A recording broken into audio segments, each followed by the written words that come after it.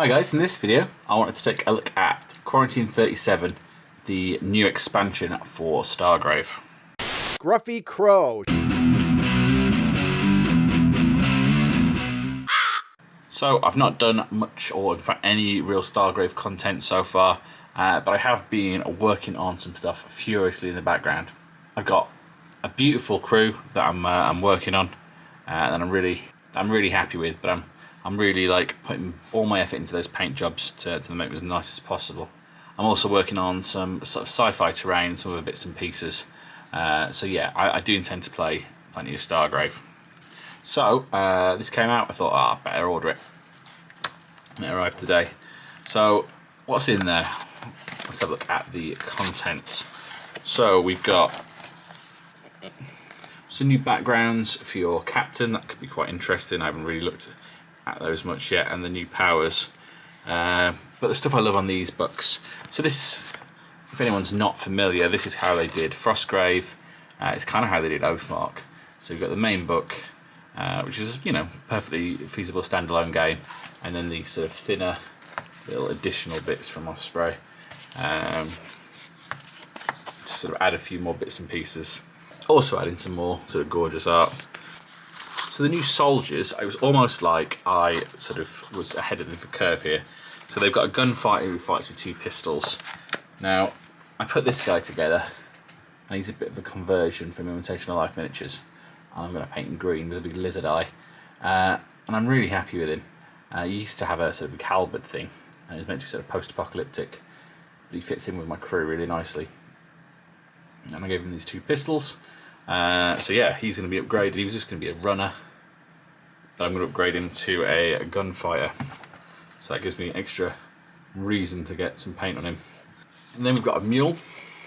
So I was also randomly working on this just as a silly sort of side conversion. Also from bits from Imitation of Life miniatures. We've got the Mutant Zombie, which is a free file you can find. I'll drop the link below. And I gave him a gun. Obviously that needs a little bit of green stuff. And I've just put a crate on his back. And I thought he'd be, thought I'd just use him as a little runner. And he'd be a funny little mutant. He's actually meant to be a big mutant, but I've sort of scaled him down.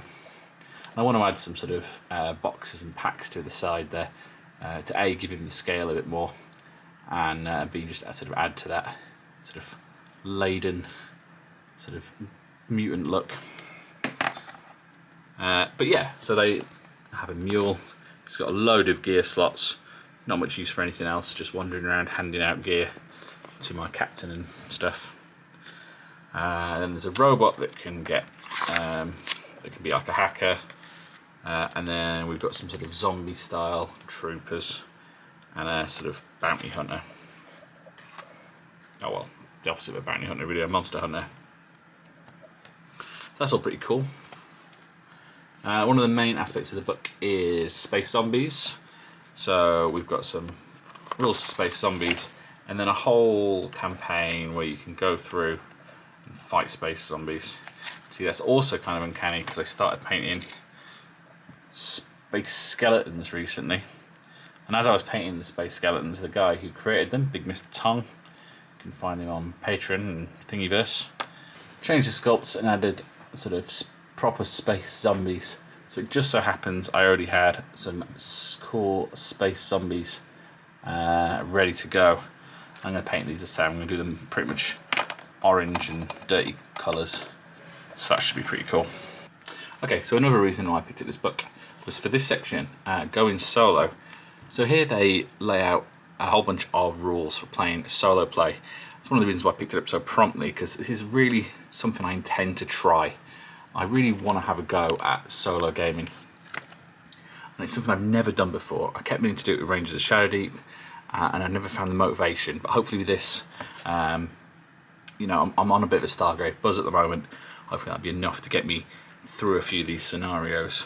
I hopefully play the whole lot, because I really want to give solo gaming a fair shake. And the way they've laid it out here with special rules, how to bring the monsters on and how they'll activate, and then, you know, specific scenarios designed for solo play or co-op play. I think that's going to be really like useful, and hopefully, yeah, I can have a bit of fun with that. I think it's the way some of these games are going. The hobby's a bit of a lonesome hobby in some ways as it is.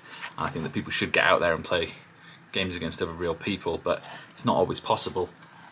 So this should be a really good addition.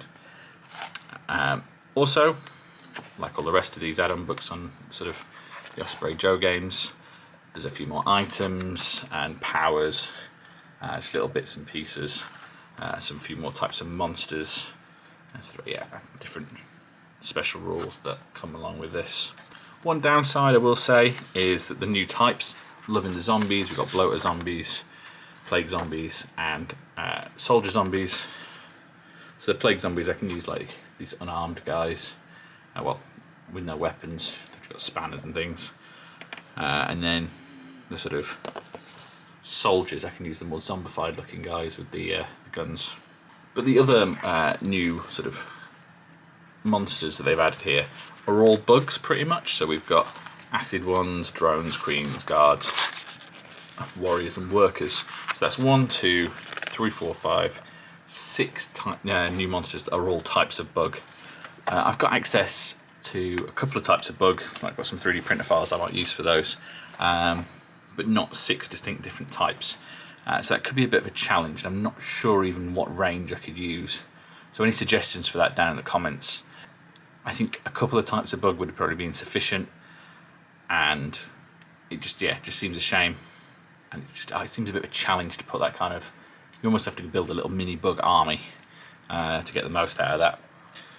But that's literally my only gripe with this. I think this is a pretty solid addition to Stargrave. So certainly nothing that's going to massively change the game unless you really wanted to play solo. But yeah, certainly a worthy addition to the main rulebook. So yeah, a recommend from me.